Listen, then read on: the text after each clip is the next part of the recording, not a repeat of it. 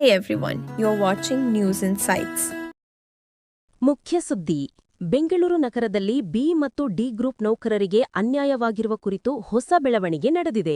1995ರಿಂದ 2002ರವರೆಗೆ ಗುತ್ತಿಗೆ ಆಧಾರದಲ್ಲಿ ಕಾರ್ಯನಿರ್ವಹಿಸಿ ನಂತರದಿಂದ ಬಿಬಿಎಂಪಿ ಯೋಗಕ್ಷೇಮ ವಲಯದಲ್ಲಿ ಕೆಲಸ ಮಾಡುತ್ತಿರುವ ಬಿ ಮತ್ತು ಡಿ ಗ್ರೂಪ್ ನೌಕರರಿಗೆ ನ್ಯಾಯಾಲಯದ ತೀರ್ಪಿನಂತೆ ಸಿಗಬೇಕಾದ ಸೌಲಭ್ಯಗಳನ್ನು ಬಿಬಿಎಂಪಿ ನೀಡದೇ ಇರುವ ಹಿನ್ನೆಲೆಯಲ್ಲಿ ಹೈಕೋರ್ಟ್ನಲ್ಲಿ ನ್ಯಾಯಾಂಗ ಉಲ್ಲಂಘನೆ ಅರ್ಜಿ ಸಲ್ಲಿಸಲಾಗಿದೆ. ಸಂಸ್ಥೆಯ ಹಿತಾಸಕ್ತಿ ಹಾಗೂ ನೌಕರರ ಹಕ್ಕುಗಳನ್ನು ಕಾಪಾಡಲು ಈ ಮೊಕದ್ದಮೆ ಮಹತ್ವ ಪಡೆದಿದ್ದು, ಮುಂದಿನ ದಿನಗಳಲ್ಲಿ ನ್ಯಾಯಾಲಯದಿಂದ ಏನು ತೀರ್ಮಾನ ಹೊರಬರುತ್ತದೆ ಎಂಬುದು ಕುತೂಹಲಕ್ಕೆ ಕಾರಣವಾಗಿದೆ. ಇವಾಗ ಎಲ್ಲರೂ ಇಲ್ಲಿ ಸೇರ್ಕೊಂಡಿರೋರಲ್ಲ BBMP employee, almost everybody retirement ಎಡ್ಜಲ್ಲಿದೆ. ಇವರೆಲ್ಲ ಸರ್ಕಾರ ಕೊಟ್ಟ 20-30 ವರ್ಷ ಕಷ್ಟಪಟ್ಟಿರೋ ಎಂಪ್ಲಾಯಿ. ಇವರೆಲ್ಲ ಇಂಡಿಯಾ ಪಾಪ್ಯುಲೇಷನ್ ಪ್ರಾಜೆಕ್ಟ್ 8 ಇದು ನಮ್ಮ ವರ್ಲ್ಡ್ ಬ್ಯಾಂಕು ಆಮೇಲೆ ಭಾರತ ಸರ್ಕಾರ ಜಾಯಿಂಟ್ ಆಗಿ ಮಾಡಿರೋ ಒಂದು ಪ್ರಾಜೆಕ್ಟ್. ಇದು ಹೆಲ್ತ್ ಬೆನಿಫಿಟ್ಗೋಸ್ಕರ ಮಾಡಿರೋ ಒಂದು ಪ್ರಾಜೆಕ್ಟ್. ಇದು ಕಾಂಟ್ರಾಕ್ಟ್ ಬೇಸಿಸ್ ಅಲ್ಲಿ 156 ಜನನ ಅವರು ಸರ್ಕಾರ ತಗೊಂಡಿದ್ದಾರೆ. ಆದರೆ ಕಾಂಟ್ರಾಕ್ಟ್ ಬೇಸಿಸ್ ಅಲ್ಲೇ ಇದ್ರು.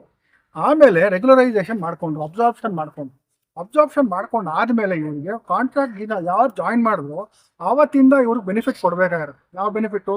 ಇವ್ರಿಗೆ ವೇಜಸ್ಗಾಗಲಿ, ಎಂಪ್ಲಾಯ್ಮೆಂಟ್ಗಾಗಲಿ, ಇಲ್ಲ ಸ್ಯಾಲ್ರಿ ಅಪ್ಗ್ರೇಡೇಷನ್ಗಾಗಲಿ, ರೆಮ್ಯುನರೇಷನ್ಗಾಗಲಿ, ರಿಟೈರ್ಮೆಂಟ್ಗಾಗಲಿ ಯಾವುದೇ ಸೌಲಭ್ಯವನ್ನು ಕೊಡಲಿಲ್ಲ. ಅವರು contract from the date of contract ಕೊಟ್ಟಿಲ್ಲ. ಅದಕ್ಕೆ ಎಲ್ಲರೂ 2013ರಲ್ಲಿ ಒಂದು ರಿಟ್ ಪಿಟಿಷನ್ ಕೇಸ್ ಹಾಕಿರ್ತಾರೆ. ಅದು 2015ರಲ್ಲಿ ನಮ್ಮ ಹೈಕೋರ್ಟು ಇವರೆಲ್ಲರಿಗೂ ಕನ್ಸಿಡರ್ ಮಾಡಿ, ಇವರೆಲ್ಲ ಸರ್ಕಾರದ ಎಂಪ್ಲಾಯಿ ಕನ್ಸಿಡರ್ ಮಾಡಿ ಅಂತ ಹೈಕೋರ್ಟ್ ಆರ್ಡರ್ ಕೊಟ್ಟಿದೆ. 2015 ಆಗಸ್ಟ್ 2015. ಇವತ್ತು 2025 ಇವತ್ತವರೆಗೂ ನಮ್ಮ ಕರ್ನಾಟಕ ಸರ್ಕಾರ ಯಾವುದನ್ನು ಪಾಲಿಸಿಲ್ಲ. ನಾವು ಇವತ್ತು ಬೆಳಗ್ಗೆ ಮಾನ್ಯ ಲಾ ಮಿನಿಸ್ಟರ್, ಕಾನೂನು ಮಿನಿಸ್ಟರ್ನ್ನು ಭೇಟಿ ಮಾಡ್ಕೊಂಡ್ ಬಂದ್ವಿ. ಅವ್ರಿಗೂ ಒಂದು ಮನವಿ ಕೊಟ್ಟಿದ್ದೀವಿ, ಅವ್ರಿಗೂ ರೆಪ್ರೆಸೆಂಟೇಷನ್ ಕೊಟ್ಟಿದ್ದೀವಿ, ಕಂಟೆಂಪ್ಟ್ ಪಿಟಿಷನ್ ಫೈಲ್ ಮಾಡಿದ್ವಿ. 10 ವರ್ಷ ಆಗಿದೆ, ಇನ್ನೂ ನಮಗೆ ನ್ಯಾಯ ಸಿಕ್ಕಿಲ್ಲ. ಹೋರಾಡ್ತಾ ಇದೀವಿ. ಎಲ್ಲರೂ ವರ್ಕರ್ಸು, ಎಲ್ಲರೂ ಜನರಿಗೋಸ್ಕರ ಹೋರಾಡೋ ವರ್ಕರ್ಸು, ಇವ್ರಿಗೆ ನ್ಯಾಯ ಸಿಕ್ಕಿಲ್ಲ ಅಂತ ನಾವು ಹೋರಾಡಿದೀವಿ.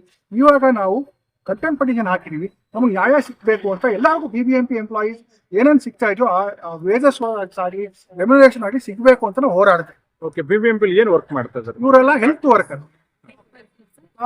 Doctors, lab technician. ಕೋವಿಡ್-19 ಬಂದಾಗ ಬೆಂಗಳೂರು ಸಿಟಿನ ಕಾಪಾಡಿದ ಇವರೇ, ಅವರ್ ಅಫಿಷಿಯಲ್ಸ್ ಅಲ್ಲ. ನೀವು ಬೆಂಗಳೂರು ಸಿಟಿಯಲ್ಲಿ ಯಾರ್ಯಾರಿಗೆ ಕಾಯಿಲೆ ಬಂದಿತ್ತು, ಯಾರ್ಯಾರು ಸತ್ತೋದ್ರು ಅವ್ರನ್ನೆಲ್ಲ ಕಾಪಾಡಿದ್ರು ಇಂಥ ವರ್ಕರ್ಸ್ಗೆ ನಮ್ಮ ಸರ್ಕಾರ ರೆಕಗ್ನಿಷನ್ ಕೊಡಬೇಕು. ನಮ್ಮ ಸರ್ಕಾರ ಇಂಥ ವರ್ಕರ್ಸ್ಗೆ ಏನೇನು ಎಂಟೈಟಲ್ಮೆಂಟ್ ಇದೆಯೋ, ಏನೇನು ಬೆನಿಫಿಟ್ ಇದೆಯೋ ಅದನ್ನ ಕೊಡಬೇಕು ಅಂತ ಕೇಳ್ಕೊಳ್ತಾ ಇದ್ವಿ.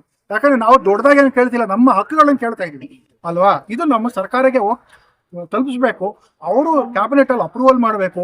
10-20 ವರ್ಷದಿಂದ ಹಂಗೆ ಪೆಂಡಿಂಗ್ ಅಲ್ಲಿದೆ. ಇವತ್ತು ಮಿನಿಸ್ಟರ್ ಮೀಟ್ ಮಾಡಿ ಅದನ್ನೇ ಹೇಳಿದೀವಿ ನಾವು, ದಯವಿಟ್ಟು ಇವರಿಗೆಲ್ಲ ಒಂದು ಸಹಕಾರ ಮಾಡ್ಕೊಡಿ. ಅಂದ್ರೆ 2-3 ವರ್ಷದಲ್ಲಿ ಇವರೆಲ್ಲ ರಿಟೈರ್ ಆಗ್ಬಿಡ್ತಾರೆ. ಆಮೇಲೆ ಅವ್ರಿಗೆ 16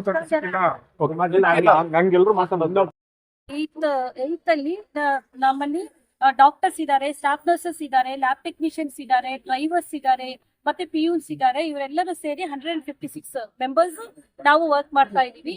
ಸೊ ಆಸ್ ಆಫ್ ಈಗ ಲಾಯರ್ ಸರ್ ಹೇಳಿದಾಗೆ ಈಗ ಸುಮಾರು ಜನ ಡ್ರೈವರ್ಸ್ ಮತ್ತೆ ಡಾಕ್ಟರ್ಸ್ ಮತ್ತೆ ಸ್ಟಾಫ್ ನರ್ಸಸ್ ಮತ್ತೆ ಪಿಯೂನ್ಸ್ ಗಳು ಸುಮಾರು ಜನ ಅವರು ರಿಟೈರ್ಮೆಂಟ್ ಆಗೋಗಿದೆ.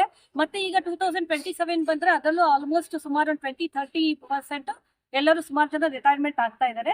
ಸೊ ನಾವು ಅದನ್ನೇ ನಾವು ಕೇಳ್ಕೊಳ್ತಾ ಇರೋದು. ನಾವು IPPI ನಾವು ಜಾಯಿನ್ ಆದಾಗಿಂದ 2006, 7, 8 ಅದರಲ್ಲೆಲ್ಲ ನಾವು ಜಾಯಿನ್ 1996-97-98 ಇಂದ ಸೊ 2002 ವರೆಗೆ ನಮಗೆ ಏನು ಯಾವ ಒಂದು ಸೌಲಭ್ಯಗಳನ್ನು ಅಂದ್ರೆ ನಮ್ದು ಸರ್ವಿಸ್ ಆಗ್ಲಿ ಮತ್ತೆ ಇಂಪ್ಲಿಮೆಂಟ್ ಆಗ್ಲಿ, ಅರಿಯರ್ಸ್ ಆಗ್ಲಿ, ಸೊ ಅದೆಲ್ಲ ಏನು ನಮಗೆ ಬೆನಿಫಿಟ್ಸ್ ಬರುತ್ತೆ ಅದನ್ನ ನಮಗೆ ಮಾಡಿ ಕೊಡಬೇಕು ಅಂತ ನಾವು ಹೇಳ್ಕೊಳ್ತಾ ಇದ್ದೀವಿ.